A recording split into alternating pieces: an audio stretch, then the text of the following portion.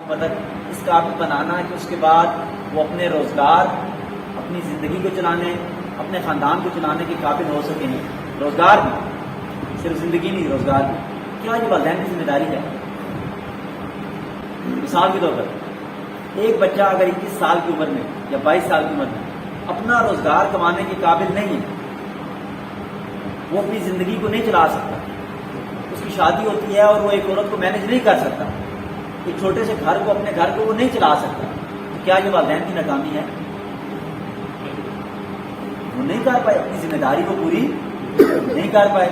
کیونکہ دیکھیں ہم تو بڑے آرام سے یہ بات کہہ دیتے ہیں کہ ہمارے بچے کا رزق کہاں لکھا ہوا ہے؟ اللہ کے پاس، لیکن رزق کے ذرائع کس نے دینے تھے؟ سکھانے کس نے دیے؟ والدین نے، معاشرے میں، حکومت نے، جس کو بھی آپ کہیں۔ یعنی کہ اگر ایک بچہ 22 سال کی عمر میں اسے کچھ کرنے ہی نہیں آتا، اسے کوئی کام ہی نہیں آتا، کام دنیا میں موجود ہے، کوئی بھی کام کرے، اگر ہم نے اس کو اس قابل ہی نہیں کیا کہ وہ 22 سال کی عمر میں، 21 سال کی عمر میں اپنے لیے 40، 50، 60 ہزار روپیہ کما سکے، اس کا مطلب ہے کہ ہم بچوں کی تربیت کرنے میں کیا ہوگی؟ ناکام۔ ہمیں یہ پہلی بات تسلیم کرو، کیونکہ ہم اپنے روزگار میں اتنے الجھے رہے، ہم اپنے مسائل میں اتنے الجھے رہے، ہم اپنی نوکری کے اندر اتنے الجھ گئے کہ ہمارے پاس وقت ہی نہیں تھا اس بات کو غور کرنے کا کہ میں نے بچے کی تعلیم، بچے کی تربیت، بچے کے روزگار کے ذرائع، بچے کی شادی، بچے کے مستقبل کے لیے چیزیں، میں اس میں کیا کردار ڈالتا تھا، اور پھر آسانی کے لیے میں نے کیا کیا، میں نے اپنے آپ کو یہ میسج دے دیا کہ رزق کس کے ذمہ ہے، اور میں اس ذمہ داری سے کیا ہو گیا؟ عہدہ بھرا ہو، مگر میری تو ذمہ داری ہی ختم ہو گئی۔ یہ یہاں سے ہی بنیادی ہے، رزق اللہ کی ذمہ ہے، لیکن ان معنوں میں نہیں ہے جن معنوں میں ہم نے لوگوں کو بتایا۔ اللہ کے ہاں رزق کا مطلب یہ تھا کہ اللہ تعالیٰ نے اس دنیا میں، اس زمین پر، اس آسمان کے ذریعے سے انسانوں نے جو کچھ کھانا پینا، اس کو جو کچھ چاہیے، اللہ نے اس کے ذرائع رکھا۔ اللہ نے اس دنیا کو، زمین کو غریب نہیں بنایا، اس کے اندر سے پتہ نہیں کیا کچھ نکلتا ہے، چاہے وہ معدنیات کی صورت میں، چاہے وہ فصلوں کی صورت میں، چاہے وہ سبزیوں کی صورت میں، چاہے وہ پھلوں کی صورت میں، یعنی کہ اس کے اندر بہت کچھ ہے زمین کے اندر۔ اور آج آپ دیکھ لیں کروڑوں سال گزرنے کے باوجود زمین کے اندر سے ہم چیزیں نکالے جا رہے ہیں، کم نہیں ہوگی۔ یہ رزق تھا، یہ رزق نہیں تھا کہ اللہ تعالیٰ نے عنایت الحق کے لیے لکھ دیا کہ عنایت الحق تم نے 4 کروڑ 35 لاکھ 15,525 روپے کمائے۔ یہ رزق نہیں ہے،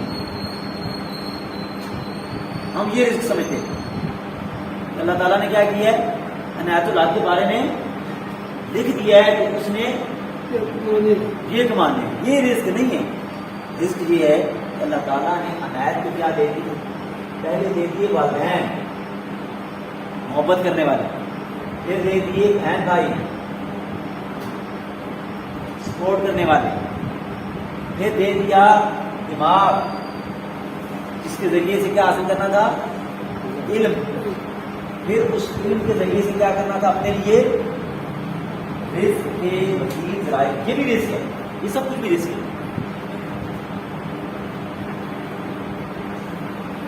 پھر بیوی، بچے، صحت، دوست، احباب، یہ ساری چیزیں کیا ہیں؟ رزق ہے۔ اس رزق کو کنورٹ کرنا تھا پیسے والے رزق، علم رزق تھا۔ اب اس علم کے رزق کو کیا بنانا تھا؟ پیسے والا رزق، کھانے پینے والا رزق۔ لیکن اگر صلاحیت نہیں دی گئی، علم تھا مثال کے طور پر، اسکل نہیں، یا اس علم کو اس میں کنورٹ کرنا نہیں آتا تھا، اس کا مطلب کیا ہوا؟ اس بندے میں کہیں کمی ہے، اس کے دماغ میں کہیں کمی ہے، اس کی اپنی محنت میں کہیں کمی ہے۔ یہ رزق تھا۔ ہم نے اپنے بچوں کو، اب یہاں سے اس بات کو ہم نہیں چلے، یا چلے میں اس کی مثال دوں، اللہ تعالیٰ نے حضرت آدم علیہ السلام کو تخلیق کیا، پہلے ایک انسان سے تخلیق کی نہیں اللہ نے، باقی آپ کو تو ڈائریکٹ اللہ نے تخلیق نہیں کیا۔ اللہ نے صرف اس کو تخلیق کیا ڈائریکٹلی اپنے ہاتھ سے، آدم علیہ السلام، لیکن اس بیج کے اندر اتنی صلاحیت رکھتی کہ اس سے اربوں انسان تخلیق ہوئے. یہ اللہ کا کمال ہے. انسان ایک تخلیق کیا اور اس سے کتنے انسان تخلیق ہو گئے؟ اربوں انسان تخلیق ہو گئے. اور یہ مسلسل پروسیس رہا. اب جب آپ ذریعہ بنتے ہیں انسان کو اس دنیا میں لانے کا، جب وہ آتا ہے اس کے پیدا ہونے سے لے کے پہلا اسٹیپ کہہ سکتے ہیں بالغ ہونا، نمبر 2 ہے پاکستانی یا جو دنیا کے نظام سے نزدیک 18 سال کا ہونا، اور نمبر 3 آپ کہہ رہے ہیں 22 سال. اس پورے عرصے میں بچے آپ کس کے کنٹرول میں ہیں؟ کیونکہ پیسے کا جو کلچ ہے وہ کس کے پاس ہے؟ آپ نے اس کو کس اسکول میں بھیجنا ہے، کس محلے میں رکھنا ہے، کس ماحول میں رکھنا ہے، گھر میں کیا ماحول دینا ہے، اس کے ساتھ کیسے بات چیت کرنی ہے، اس کو کن چیزوں کی طرف لے کے جانا ہے، یہ سارے کا سارا کنٹرول کس کے پاس ہے؟ لیکن ہمارے یہاں پرابلم اس وقت شروع ہو جاتی ہے جب بچوں کی جو پریورٹی ہے اس میں ماں اور باپ یہ دونوں آپس میں لڑ رہے ہیں. وہ ایک پیج پر ہی نہ ہو. شوہر بیوی کو پسند نہ کرتا ہو، بیوی شوہر کو نہ پسند کرتی، شوہر بیوی سے محبت نہ کرتا ہو، بیوی شوہر سے محبت نہ کرتی. اس گھر میں کیا ہو گیا؟ بنیاد میں کیا آ گیا؟ مسئلہ. اب بچوں کی تربیت تو بہت دور کی بات ہو گئی ہے نہیں، بلکہ میں اس بات کو یوں کہوں گا اور بڑے تجربے کے بعد بات کر، میں نے میری بیوی نے آپس میں بات چیت ہوتی رہتی ہے، ہم نے آپس میں فیصلہ کیا، ہمارے بچے بھی چھوٹے ہیں، حالانکہ بڑا بیٹا 14 سال کا ہے، کہ ہم کسی بھی ایسی جگہ پہ اپنے بچوں کی شادی نہیں کریں گے جن کے مطلب فرق جہاں ہمیں شادی کرنی ہے جن کے والدین کا آپس میں اچھا تعلق ہے. کیونکہ جن کے والدین کا آپس میں اچھا تعلق نہیں ہے ان بچوں کی پرسنالٹی میں، شخصیت میں کرائسس آنا، مسائل کا آنا، نفسیاتی مریض ہونا، مجرم بننا، لاپرواہ ہونا، صحیح نہ ہونا، اس میں کوئی شک شبہ ہے ہی. اسی لیے بچوں کی تربیت سے زیادہ مشکل کام کیا ہے؟ اپنی تربیت. اور پھر میں آپ کو ایک اور بات بتا دوں کیونکہ آپ کے دن باتیں آ رہی ہیں، میں تقریباً 5000 سے زیادہ والدین سے بات کر چکا ہوں. کریکٹ 5000 سے زیادہ والدین سے اس موضوع کے اوپر کر چکا ہوں. اور بہت سے والدین کے سیشنز یعنی کہ جو کاؤنسلنگ ہے وہ کر چکا ہوں. اس تجربے کے بعد یہ بات کیا ہے کہ ہم غلطی کیا کرتے ہیں، ہم کس پہ زور دیتے ہیں؟ بچوں کی تربیت. حالانکہ اصل میں تربیت کس کی ہونی چاہیے؟ والدین کی. کمی کہاں پر ہے؟ والدین کی تربیت میں کمی ہے. کیوں؟ ہمارے یہاں دیکھیں جب شادی ہوتی ہے بچے کی، بیٹے کی یا بیٹی کی، کیا اس کو سمجھایا جاتا ہے کیسا نظام چلانا ہے، کیسی چیزیں ہوں گی؟ ہم پہلی دیر میں کیا بات ڈالتے ہیں؟ عورت کیا ہے ہمارے معاشرے میں؟ عورت کیسی ہے؟ عیار ہے، مکار ہے، چلاک ہے. آپ کے گھر میں آتی ہے، آپ کو کیا کرنے کی کوشش کرے گی؟ کنٹرول. اور مرد کے بارے میں ہم کیا کہتے ہیں؟ مرد کیسا ہے؟ ظالم ہے، جابر ہے. ہم دونوں کے مابین جو محبت والا تعلق ڈیولپ ہونا چاہیے وہ ڈیولپ نہیں. اور خاص طور پہ یہ جو جوائنٹ فیملی سسٹم ہے اس کے اندر بالکل یہ محبت ڈیولپ نہیں. اور جب وہ تعلق ڈیولپ نہیں ہوتا، جب اس کے مابین کمی رہ جاتی ہے تو وہی کمی کہاں شفٹ ہو جاتی ہے؟ بچوں. اور جس کو میں مزید اگر بات کو آسان کروں، مرد جب شوہر بنتا ہے، شوہر کا رول وہ لیتا ہے، خود لیتا ہے کہ ہاں میں اس رول کو ادا کرنے کے قابل ہوں، میں اس عورت کے لیے نان، نفقہ، کھانا پینا، جو جو چیزیں ہیں وہ میں انتظام کر سکتا ہوں، میں اس کو علیحدہ سے رکھ سکتا ہوں، میں اس کی ذمہ داری اٹھا سکتا ہوں. یہ وہ نکاح میں وعدہ کرتا ہے اللہ کے ساتھ بھی اور اس عورت کے ساتھ بھی. مہر اسی چیز کا نام ہے کہ آپ وہ پرومس کر رہے ہیں کہ ہاں میں یہ ذمہ داری اٹھانے کے قابل ہوں. اس کے بعد اس شوہر کا کام ہے وہ عورت، وہ لڑکی جو اس کے گھر میں آئی ہے بیوی کے طور پر، اس کی تربیت کرنا. وہ اس کی تربیت کرے گا. پھر وہ عورت جب ماں بنے گی تو کس کی تربیت کرے گی؟ بچوں کی تربیت. اب اگر اس شوہر کی تربیت اس کے والدین نہیں کر پائے، بیوی کی تربیت پہلے اس کے والدین نہیں کر پائے، پھر اس کا شوہر نہیں کر پایا، تو بچوں کی تربیت میں آٹومیٹکلی کیا رہ جائے گا؟ اسی وجہ سے آپ دیکھتے ہیں اس وقت اگر آپ طلاق کی شرح دیکھیں پاکستان میں، طلاق کینٹ بورڈ کی چیف ایگزیکٹو کے ساتھ ہم ایک دن بیٹھے ہوئے تھے، انہوں نے بتایا کہ اس واہ کینٹ میں اتنے نکاح رجسٹرڈ نہیں ہوتے کینٹ بورڈ میں جتنی طلاقیں رجسٹرڈ ہوتی ہیں. آج سے سر آپ کی ماشاء اللہ کتنی عمر ہے؟ 55 سال ہوگی، 62 سال. آج سے 30 سال پہلے آپ طلاق کی خبر کو کب سنتے ہوں گے؟ ہاں پورے گاؤں میں مطلب شاید ہی کبھی. فرض کر رہے ہیں کہ کوئی ایک طلاق ہے، اور اب ہر محلے اس محلے میں آپ جا کے پتہ نہیں ہوگا، لیکن آپ ڈیپتھ میں جا کے پتہ کریں تو آپ کو اس دربار کریمی کے محلے میں 10 12 14 15 طلاقیں ہیں. اس کا مطلب کیا ہوا کہ پہلے طلاق بہت کم تھی. دوسرا، پہلے بچوں کی تربیت اتنا بڑا چیلنج نہیں تھا، ایک خود ہی نظام کے تحت ہو جاتی تھی. لیکن اب یا اس کی میں مثال نہیں دوں، آپ سر ٹھیکیداری کا کام کرتے ہیں نا، ہاں اس ملاقات آپ نے فرض کر لیں کہ تالا ہو کوئی تالا، اور تالا نیا آ جائے، نئی ٹیکنیک والا تالا آ جائے، مشکل تالا آ جائے، یعنی کوئی جس میں نمبر شمبر ہوتے ہیں اس طرح کا تالا آ جائے. کیا وہ جو نیا تالا ہے وہ پرانی چابیوں سے کھل جائے گا؟ پرانے اسٹائل کی چابیاں وہ جو سیدھی سیدھی لمبی لمبی نہیں کھلے گا. تو آج کے بچے کیا ہیں؟ نئے تالے ہیں، اور ہم لوگ کیا ہیں؟ پرانی چابیاں ہیں. ہم پرانی چابیوں سے زور لگا رہے ہیں. اور بھائی کیسے کھلے وہ؟ یہ جو نیا تالا ہے اس میں آپ کو کیا چاہیے؟ کوئی نمبر چاہیے، کوئی ڈیجٹ چاہیے، کوئی نئی ٹیکنیک چاہیے، اس کے وہ دندے سے جو ہوتے ہیں وہ زیادہ چاہیے. اب پرانے طریقے سے یہ تالے کھلنے والے نہیں ہیں. اور ہم کیا کوشش کر رہے ہیں؟ ہم کہہ رہے ہو کہ ہم چل بھائی اس سائڈ بیٹھتے تھے، آج کل کے بچوں کو شرم لحاظ ہی نہیں اس سائڈ بیٹھ جاتے ہیں. یہ تو اب چھوٹی سی بات رہ گئی. اب معاملات اس سے بہت آگے جا چکے ہیں. اب بجائے اس کے کہ ان بچوں کے بارے میں رونا رویا جائے یا ان کے اوپر اعتراض کیا جائے یا یہ کیا ہے کہ مطمئن ہو جائے بچے ہیں ہی ایسے، اس کے بجائے کیوں نہ اپنے آپ کو ڈیولپ کیا جائے، اپنے آپ کو بہتر کیا جائے، اپنے اوپر محنت کی جائے.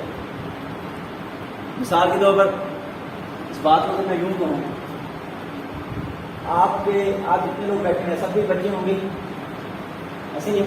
ماشاء اللہ سر آپ کے کتنے بچے ہیں؟ 3 6 11 13 19 25. ہاں جی آپ کے ساتھ 30 32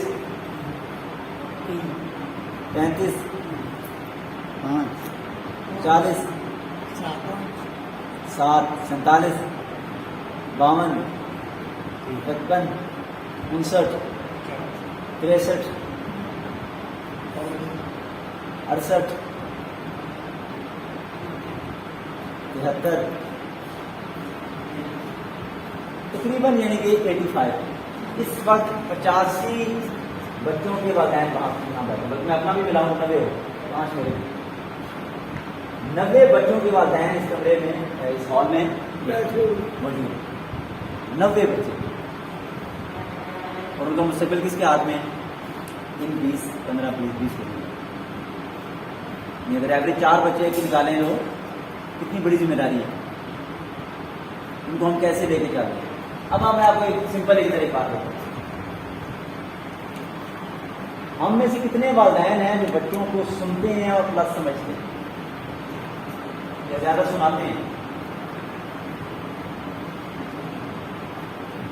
ہم زیادہ سنتے ہیں یا زیادہ سناتے ہیں؟ زیادہ سناتے ہیں. جبکہ نفسیات کا یہ اصول ہے کہ 80% جس کو آپ نے سمجھانا ہے، جس کو بھی آپ نے 80% آپ اس کو سنیں اور 80% پلس آپ اس کو سمجھیں، اور 20% آپ اس کو سنائیں اور 20% آپ اس کو سمجھائیں. ہم کیا کر رہے ہیں؟ تقریباً الٹا. آپ صرف یہ ایکویشن چینج کر لیں. آپ سنانے کے بجائے کیا شروع کر دیں؟ سننا شروع کر دیں. آپ کے بہت سے مسئلہ. اور بڑوں کے لیے کوئی بھی بڑے ہوں، کسی بھی حوالے سے بڑے ہوں، عمر میں بڑے ہوں، والدین ہوں، اساتذہ ہوں، علماء ہوں، کوئی بھی ہوں، ان کے لیے دنیا کا سب سے مشکل کام کیا ہے؟ سننا. مشکل کام. بولنا واقعی آسان ہے، سننا. میں اگر کھڑا ہوں، میں اگر کھڑے ہو کے بول کر رہا ہوں، بات کر رہا ہوں، ریلی یہ آسان کام ہے، وہ مشکل کام. مجھے کہا جائے نا بیٹھ کے سنو، 1 گھنٹہ بیٹھ کے کون سنو؟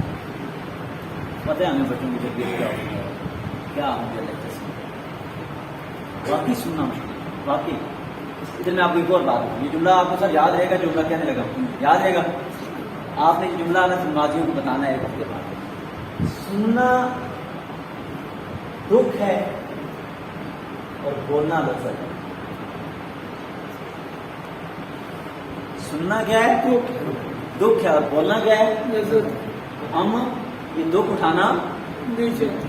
جب آپ کسی کو سنیں گے تو اصل میں آپ دوسروں کا دکھ اٹھا رہے ہیں.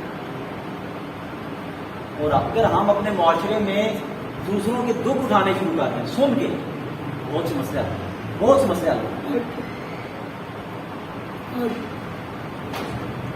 پاکستان میں اس وقت آپ کو خود بھی پنجاب سے تعلق ہوگا زیادہ تر کا چیز.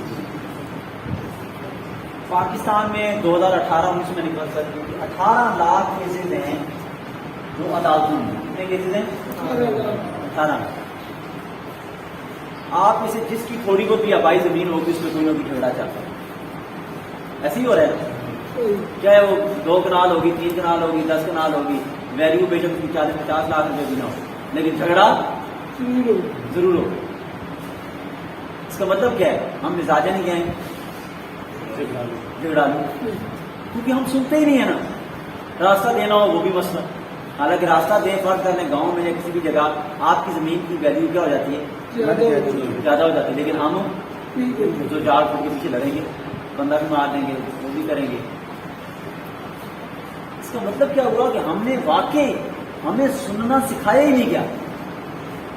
حالانکہ ہم جن اسکولوں میں پڑھتے ہیں، آپ جن اسکولوں میں پڑھے ہوں گے یا آپ کے بچے جن اسکولوں میں جاتے ہیں، آپ کو پتا ہے ایک بچہ کتنے 1000 گھنٹے ٹیچر کو سنتا ہے؟ یہ اندازہ ہے کہ 20,000 گھنٹے سنتا ہے. پھر بھی اس کو سننا نہیں آتا. ہم سب لوگ جب سن رہے ہوتے ہیں تو ہم سمجھنے کے لیے نہیں سن رہے ہوتے، ہم بولنے کے لیے سن رہے ہوتے ہیں. یا ہم نے کوئی جو ہے نا وہ کرنا ہوتا ہے، لیبل لگانا ہوتا ہے. ہاں بڑا ہے بچوں کی تربیت، یعنی کہ ہم سننے کے ذہن میں ہی ہم نے بیریئر لگائے ہوئے ہیں دماغ کے. ہم اپنی مرضی کے علاوہ کوئی چیز یہاں جانے ہی نہیں دیتے. ہم صرف وہ سنتے ہیں جو ہم سننا چاہتے ہیں. مسجدوں میں بھی یہی مسائل ہے. خطیب صاحب مجبور ہوتے ہیں وہ بات کرنے کے اوپر جو لوگوں نے سننی ہوتی ہے. وہ اس کے علاوہ کوئی بات کریں گے تو لوگ وہ سننے ہی نہیں چاہتے. اور تبدیلی تب آتی ہے، کیا انسان امپروو تب ہوتا ہے جب وہ بات سننے کو تیار ہو جائے جو اس کی مرضی، اس کے مزاج، اس کی طبیعت، اس کی خواہش یا اس کی عادت کے خلاف. تب ترقی شروع ہوتی ہے. میں جو پہلے سے کر رہا ہوں، اگر کوئی فرض کرنے مثال کے طور میں ادھر آؤں، میں کہوں جی کہ والدین جو ہے نا جب آئے گی نا قیامت آئے گی، تو والدین جنہوں نے 2 بچوں کی تربیت کی ہے، ان کو پالا پوسا ہے، وہ جو ہے نا سائے لگے. آپ کو سنتا میں سائے لگے، ختم، بات ہی ختم.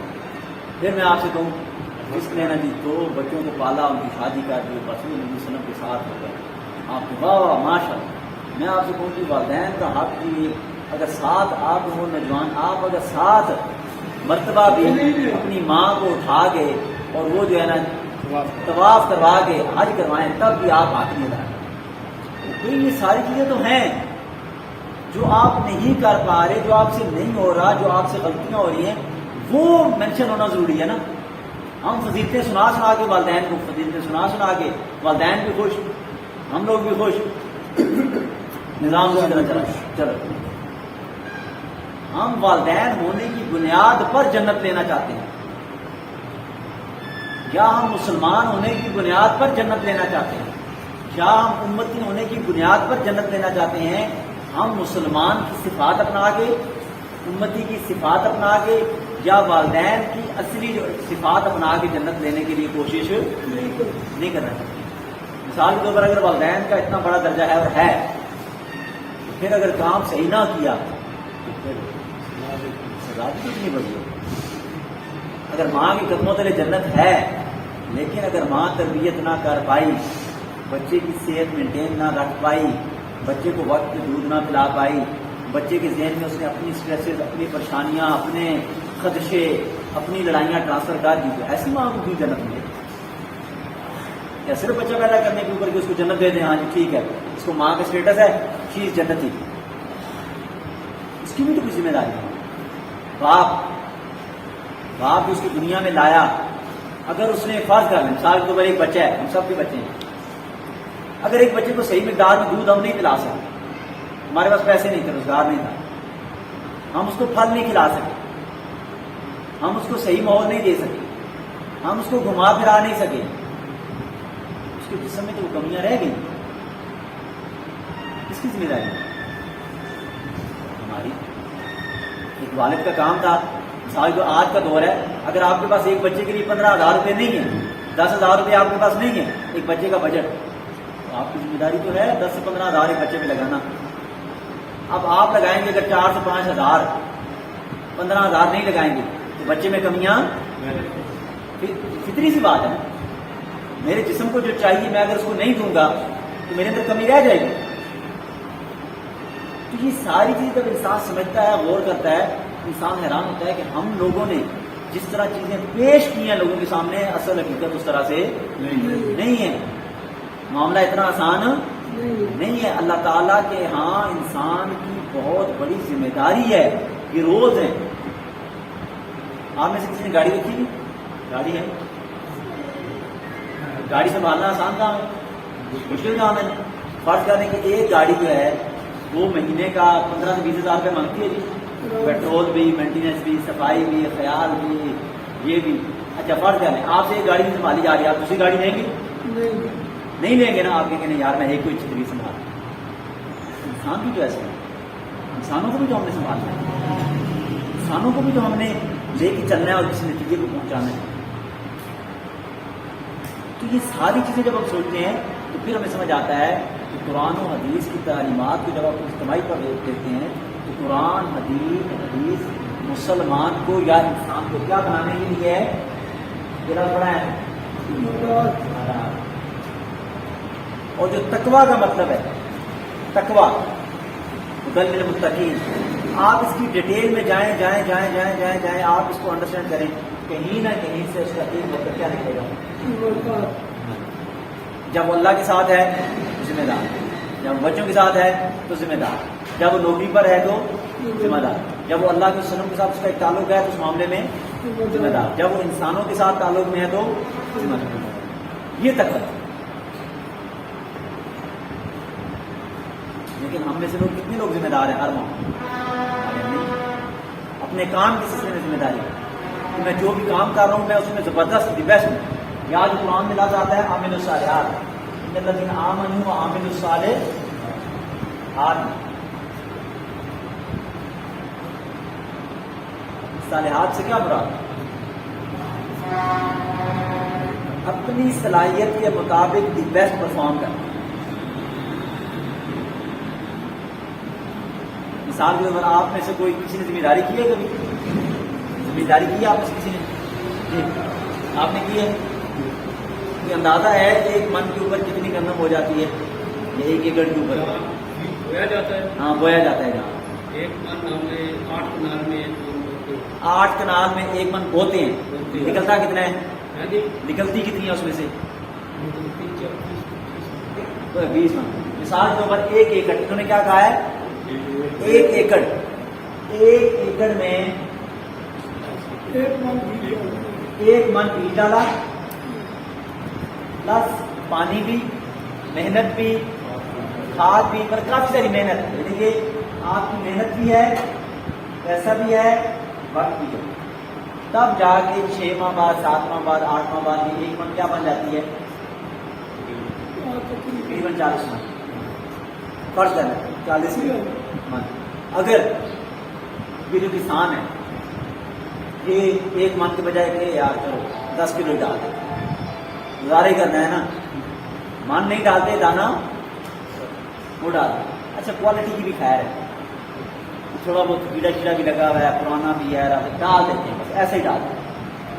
اچھا پانی تھوڑا بہت آگے پیچھے بھی ہو گیا ٹائم تو اللہ وارث بعد میں ڈال دیں. اچھا اس کے اوپر جو کھاد وغیرہ کی ضرورت ہے وہ بھی ٹائم پہ نہیں کرتے. جو کوڈی کرنی ہے اس کے اندر سے غیر ضروری چیزیں نکالنی ہے وہ بھی نہیں نکالتے. آپ مجھے بتائیں 40 من ہوگی. انسان بھی تو ایسے ہے، بچہ بھی تو ایسے ہی، ایک بچے کے اوپر بھی تو انویسٹمنٹ چاہیے. اگر آپ اس بچے کے اوپر یہ ساری چیزیں نہیں کریں گے تو وہ اپنی زندگی میں عامل الصالحات کیسے کرے گا؟ یا اس کو اگر ہم مزید یوں کہیں کہ آپ کے پاس 10 ایکڑ جو ہے وہ زمین ہے، آپ کو اس میں سے کتنی نکالنی چاہیے؟ 400 من گندم نکالنی چاہیے. آپ نہیں نکال رہے، آپ زمین کی پرواہ نہیں کر رہے کہ آپ پڑی ہوئی ہے پڑی رہے. کیا آپ اللہ تعالیٰ کے ذمہ دار نہیں ہیں زمین کی؟ ہماری کتنی لاکھوں کروڑوں ایکڑ زمینیں پڑی ہیں، ہو رہا ہے نا ایسے؟ بہت سی زمینیں لڑائیوں کی نظر ہو رہی ہیں. ایک وہ ہے نا، یعنی کہ کفران نعمت ہے، چیز پڑی ہوئی ہے. جیسے اس زمین کا آپ نے اللہ کے یہاں جواب دینا ہے، ایسے ہی انسان کا بھی آپ نے اللہ کے یہاں جواب دینا ہے. انسان کے اندر بھی اللہ تعالیٰ نے بہت کچھ رکھا ہے. کیا آپ نے اس بہت کچھ کو سامنے لا کے استعمال کیا؟ وہ چاہے آپ کے اپنے اندر تھا یا آپ کے بچوں میں تھا. اور دنیا نے یہ جو اس وقت سامنے دنیا ہے، اس نے جو ترقی کی ہے پچھلے 100-150 سال میں، بہت زیادہ ترقی ہوئی ہے. اس میں تب ترقی ہوئی ہے جب انسان نے برین پاور کو ڈسکور کیا. اس کو ڈسکور کیا ہے دماغ کی طاقت پہ فوکس کیا یا دماغ کی. حیثیت والدین کو بات کافی تفصیل سے ہو بھی گئی ہے. بہت سے یہاں پر محترم ایسے بھی ہیں جو اپنے بچوں کے ماشاء اللہ تربیت کے ان مراحل سے گزر بھی گئے ہیں. آپ پڑھتے نماز سے ان کے ہو گئے ہیں. بہت کم لوگ ایسے ہیں جو ابھی والدین بننے جا رہے ہیں یا ابھی بنے ہیں. مسجد جو ہے وہ ایک عبادت گاہ سے بڑھ کے بہت کچھ اہمیت کا ادارہ ہے. اس حوالے سے ذرا تھوڑی سی روشنی ڈالیے کہ مسجد کے منتظمین کے حوالے سے ہماری، یا یہاں پر مسجد کے خادم ہونے کے حوالے سے یہاں پر بچے آتے ہیں، عبادت کرتے ہیں اور چلے جاتے ہیں، تو ہم مسجد والے خطیب ہیں، امام ہیں، درس دینے والے ہیں، یا جو بڑے حضرات مؤذن باقاعدہ اذان دینے والے ہیں، پھر اقامت کہنے والے، اور ہم ریگولر جو نمازی ہیں، وہ ان بچوں کی تربیت میں مزید کیسے ایک اچھا سا نکھار پیدا کر سکتے ہیں. دیکھیں، سب سے پہلے ہمیں مسجد کی جو اصل ہے اس کو سمجھنا. آج کے دور میں نہیں ہمارے پاس، پہلے یہ بات ماننی ہے. ہماری مسجد پورے دن میں 1-1.5 گھنٹے سے زیادہ اس کا استعمال ہے. ہماری مسجدیں جتنی بھی ہیں 2 لاکھ کے قریب مساجد ہیں پاکستان میں، ان کا استعمال 1-1.5 گھنٹے سے زیادہ نہیں. کیونکہ ہمارے دل میں یہ غلط فہمی ڈال دی گئی کہ مسجد کس کی جگہ ہے؟ صرف عبادت. اور عبادت سے بھی کیا مراد ہے؟ جو ہمارے ذہنوں میں تصور ہے. مثال کے طور پر کسی چھوٹے بچے سے شفقت سے محبت سے بات کرنا، کیا یہ عبادت نہیں؟ کسی کا غم یا دکھ، دنیاوی غم دکھ، کسی کا روزگار کا مسئلہ ہے، میں نماز پڑھتا ہوں، میں یہاں بیٹھ جاتا ہوں، وہ مجھے اپنا مسئلہ بتاتا ہے کہ یار میں بیٹے کی وجہ سے پریشان ہوں، روزگار کی وجہ سے پریشان ہوں، مہنگائی کی وجہ سے پریشان ہوں. کیا یہ دنیا داری ہے؟ انہوں نے کیا ڈیفائن کر دیا؟ ہم آپس میں گفتگو ہی نہیں کرتے وہاں سے تو، کیونکہ ہم نے کیا سمجھا ہوا ہے کہ عبادت. بھائی عبادت سے مراد یہ تھی کہ کچھ وقت کی ایسی خاموشی کہ آپ اللہ تعالیٰ سے ڈائریکٹ علم لے سکیں. یہ بڑی اہم بات ہے، مشکل بات کہہ رہا ہوں. عبادت کیا تھی کہ آپ یہاں آئے ہیں، اب آپ کو کچھ باتیں سمجھ نہیں آ رہی، کچھ چیزیں آپ کی انڈرسٹینڈنگ نہیں ہے، آپ جو ہے وہ اللہ سے ڈائریکٹ علم لینا چاہتے ہیں، اس علم کے لیے آپ اپنا دل سینہ کھول کے نماز میں تلاوت میں آپ اللہ کے سامنے بیٹھیں، یہ عبادت ہے جو پیور یہ والی عبادت ہے۔ لیکن آپ نماز پڑھ کے فارغ ہوتے ہیں، بیٹھ جائیں تھوڑی دیر گپ شپ لگائیں، ہاں کھلکھلا کے ہنسے نہیں، ٹھٹھا مذاق نہ کریں، لطیفے نہ سنائیں، لیکن عام گفتگو، ہاں بھی بیوی کا کیا حال ہے، بچوں کا کیا حال ہے، کام کیسا جا رہا ہے، زندگی کیسی جا رہی ہے، یہ گفتگو تو ہونی چاہیے۔ یہ تو ہم نے مسجدوں میں منع کر دی، یہ ہم نے پہلے آپس میں کیا، اگلے اسٹیپ میں یہ کنورٹ ہوا ہے بچوں میں، کیونکہ بڑے بندے تو خاموش رہ سکتے ہیں، بچے خاموش ہیں اور نوجوان خاموش نہیں رہ سکتے۔ بڑے بندے تو ویسے ہی زندگی سے اتنے رجے ہوئے ہوتے ہیں کہ وہ بولتے ہی نہیں ہیں، لیکن جو ینگ ہوتے ہیں یا بچے ہوتے ہیں ان کے اندر کیا ہوتی ہے، اس کا حل بھی کیا ہے کہ ہم اس بات کا فیصلہ کریں، ہمیں کیا کرنا ہے، لوگوں کو مسجد کے اندر گفتگو کا موقع دینا ہے۔ ویسے بھی کیا آپ مجھے بتائیں، ایک مسلمان کیا اس کو اتنی سمجھ نہیں ہے کہ یار میں نے کون سی بات مسجد میں کرنی ہے، کون سی نہیں کرنی؟ فرض کرنے کوئی فحاشی کی بات یا غلط بات کوئی بھی مسلمان مسجد میں کرے گا، اگر کوئی کرے گا تو دوسرا کیا اس کو روک نہیں دے گا؟ ممکن ہی نہیں ہے نا ایسی بات میں۔ تو پھر عام بات چیت ہونا، گپ شپ ہونا، جیسے آپ باہر کھڑے ہو کے کرتے ہیں، اس میں کیا ممانعت ہے؟ تاکہ لوگوں کا آپس میں تعلق تو ڈیولپ ہو۔ ہم یہاں سے نماز پڑھتے ہیں چپ کر گئے، ہم نے مسجد میں بات کرنے کو بھی جو سمجھتے ہیں، ہاں بنیادی باتوں سے جس سے منع کیا گیا اس میں ٹھٹھا مذاق ہے یا پیورلی ایسا ہے کہ میں ان سے اپنے مطلب بھی کرتا ہوں، وہ یہ مراد ہے، یہ نہیں تھی جیسے ہمیں کرتے ہیں، یا وہ کچھ وقت میں یہاں ٹھیک ہے یہ جو 5:30 بجے جماعت ہے، 5:15 سے لے کے 5:45 تک کوئی بھی خاموشی ہو، سائلنس ہو، تاکہ لوگوں کی توجہ خراب ہو نہ ہو، بس ٹھیک ہے، اس حد تک صحیح ہے، لیکن یہ مطلب نہیں کہ اس کو کیا جائے۔ باقی جہاں تک بات ہے بچوں کی، دیکھیں بچوں کے حوالے سے ایک بات سمجھیں کہ جو مسجد تھی وہ بیسیکلی اگر آپ اللہ کے وسلم کے دور میں دیکھیں تو وہ کمیونٹی ڈیولپمنٹ سینٹر، اس کو میں آسان کروں، کمیونٹی ڈیولپمنٹ سینٹر کا مطلب کیا ہے کہ وہاں پر بچے بھی، غیر مسلم بھی، مرد بھی، بوڑھے بھی، عدالتی فیصلے بھی، جہاد کی تیاریاں بھی، مالی معاملات بھی، صدقہ و خیرات بھی، حضور نبی علیہ وسلم کی مسجد میں یہ سب کچھ ہو رہا ہے۔ ایون غیر مسلموں کے ساتھ جو نیگوسیشن ہے وہ مسجد میں بیٹھ کے ہوگی، سفارتکاری مسجد میں بیٹھ کے ہوگی۔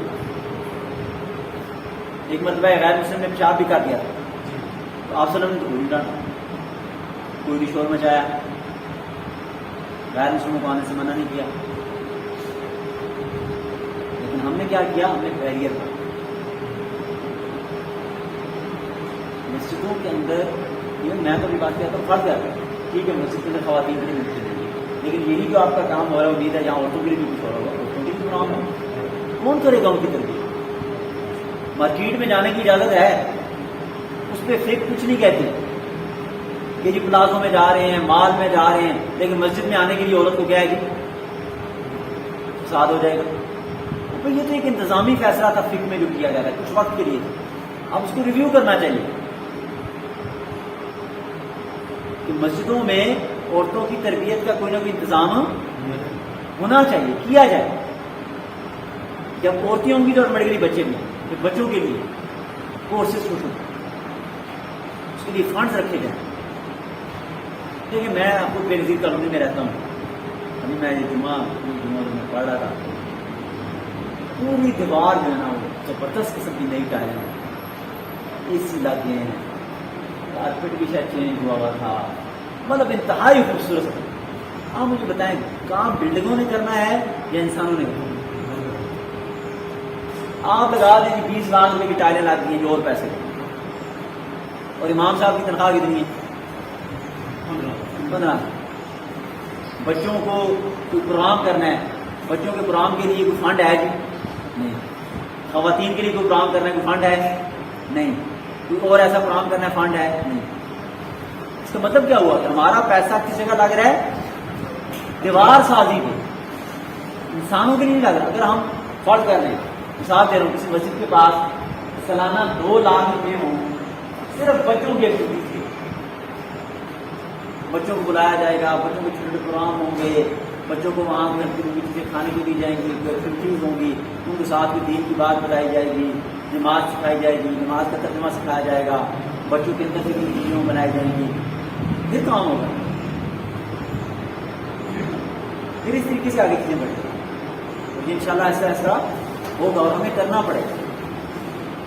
کہتے ہیں کہ اگر آپ کو اپنی کہاوت ہے، اگر آپ کو اپنی صفوں میں، پچھلی صفوں میں بچوں کے بولنے کی اور بچوں کی شرارتوں کی آواز نہیں آ رہی تو یہ اس بات کی گارنٹی ہے کہ آنے والے وقت میں مسجدوں میں کوئی نہیں۔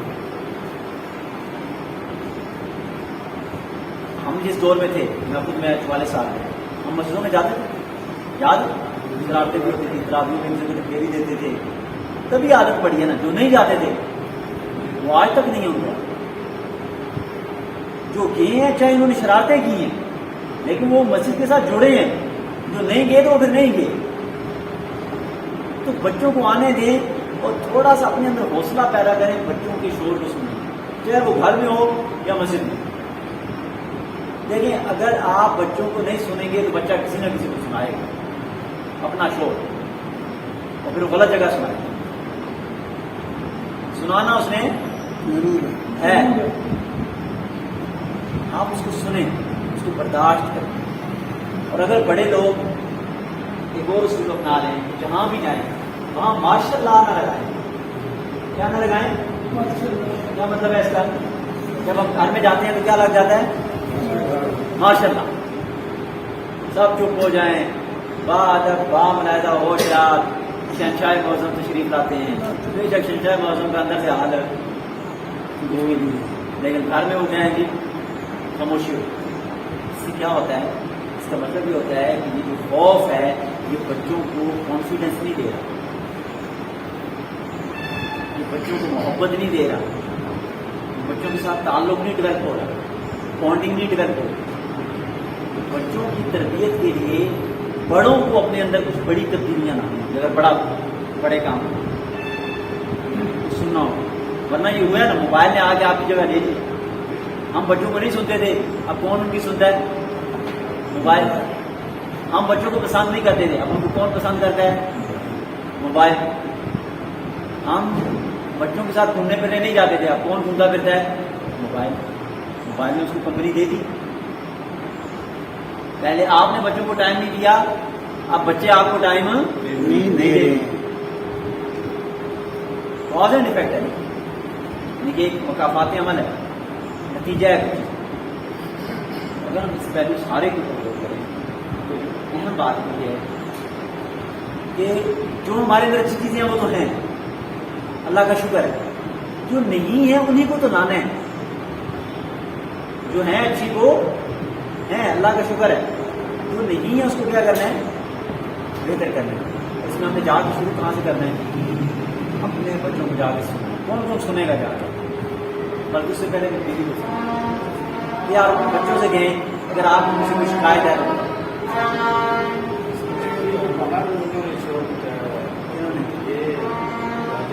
اس پہ پریشان ہونا چھوڑ۔ آپ نے قوم کی تربیت ہی نہیں کی، آپ بھی استاد تھے، میں بھی استاد، ہم ناکام ہیں، اب اس ناکامی کو کیا چیز؟ ہاں میں وہی کہہ رہا ہوں نا کہ ہم لوگ میں بھی ماسٹر ہوں، ہم ناکام ہو گئے، مان لیں، اب برداشت کریں، جو کر سکتے ہیں وہ کریں۔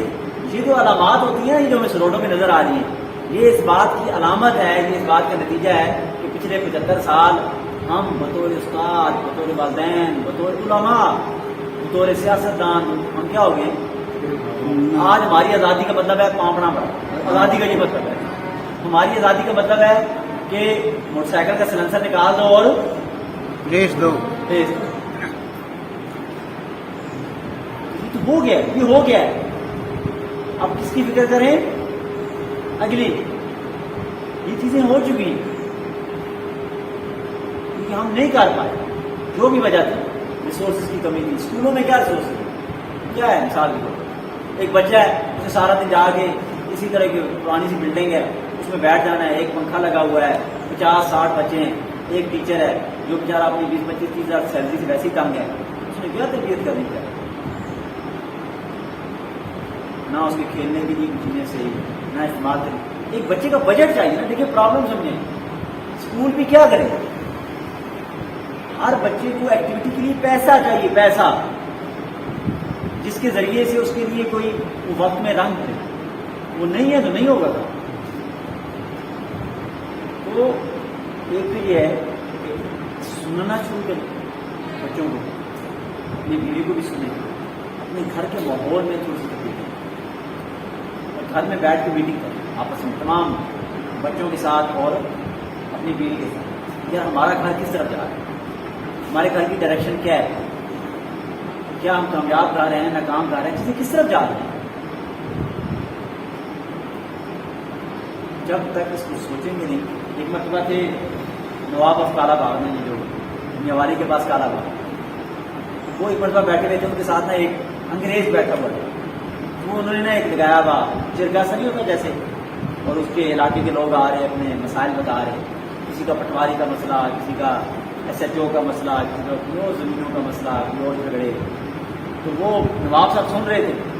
تو ایک بندہ آیا, اس نے اپنا مسئلہ بیان کیا. تو نواب صاحب نے کہا اللہ کرے سی, اللہ کرے سی. پھر دوسرا آیا, نواب صاحب نے پھر کہا اللہ کرے سی. پھر تیسرا بندہ آیا, اس نے اپنا مسئلہ بیٹے کے روزگار کا بتایا. تو نواب صاحب نے کہا اللہ کرے سی. تو وہ جو گورا بیٹھا ہوا تھا انگریز, وہ حیران ہوا. اس نے کہا نواب صاحب ہمارے پر, میں اس نے انگلش میں کہا, میں اردو میں ترجمہ کر, ہمارے پاس ہے آٹوکریسی, تھیوکریسی, ڈیموکریسی, بیوروکریسی, جو مسئلے حل کرتی ہے, یعنی کہ یہ ادارے محکمے ہیں. کہ آپ کے پاس کون سا محکمہ ہے اللہ کریسی جس میں آپ سارے مسئلے بھیجتے جا رہے ہیں, وہ حل ہو جائے گا وہاں. یہ بات سمجھ آ گئی؟ ہم کیا کر رہے ہیں, اللہ کرے سی. ہاں, یہ جو آپ کی GT روڈ ہے, اس GT روڈ کے اوپر ہر سال کتنے لوگ مار جاتے ہیں تقریباً, کوئی اندازہ ہے؟ 20, 25, 30, 35, 40 مرتے ہوں گے, 150, 200, 250 تو زخمی ہوتے ہوں گے. اگر یہ روڈ ہوتی انگلینڈ میں یا امریکہ میں, تو کیا یہ ابھی 2 روئے ہی ہوتی, بن چکی ہوتی نا 4 یا 5 رویا. کیا آپ کوئی بائی پاس نہ دیا جاتا ہے, اس کو دیا جاتا نا کہ بھی لوگ مار رہے ہیں. کیا رکشوں کے لیے, موٹر سائیکلوں کے لیے لیکر سروس روڈ نہ بن چکی ہوتی, بن چکی ہوتی نا. یا کیا آج جو واک اینڈ کے ساتھ ساتھ جو دیوار ہے, اس کے ساتھ ایک بڑی 60 فٹ کی روڈ بن جاتی, تو ساری آبادی اس مین روڈ پہ سفر کرنے کے بجائے ادھر سفر کرتی, ایکسیڈنٹ کم ہوتے. ہم ہر ایکسیڈنٹ کے بعد کیا کہتے ہیں, اللہ کی مرضی. تو کوئی پلاننگ کرو, کوئی سوچو, کوئی احتجاج کرو کہ یار یہ جو ہو رہا ہے یہ قتل ہے.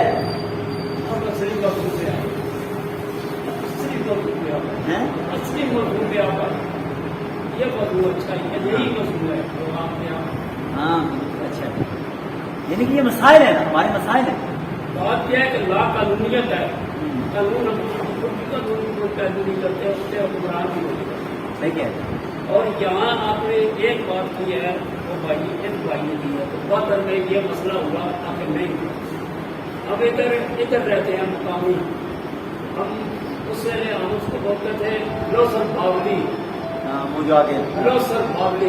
جب ادھر گائے بکریاں بہت ادھر جاتے تھے, ان کو جگانے کے لیے نہ تھے, نئی خون کا ملاتا تھا. یہ اپنے اچھے طریقے سے بنا تھے, ہم چھوٹے چھوٹے خوف کے مارے ان کو مارتے اور دوڑ کے ڈالا تھے. اب بات یہ ہمارا گاؤں یہاں سے 5 بیگھہ ہے, اور یہ فیکٹری اور وہ گاؤں ایک ہوتا ہے. اب بات کتنی ہے کہ یہاں 3 گھر تھے, صرف 3 گھر تھے, وہ نیچے والی یہ بالکل ہوا سارے 3 گھر تھے. اب یہ تو یہاں آبادی کتنی ہوگی ہے, ہر چیز آبادی کے ساتھ سے, اگر کیس ہے قتل ہے آبادی کے ساتھ سے پڑھنا ہے.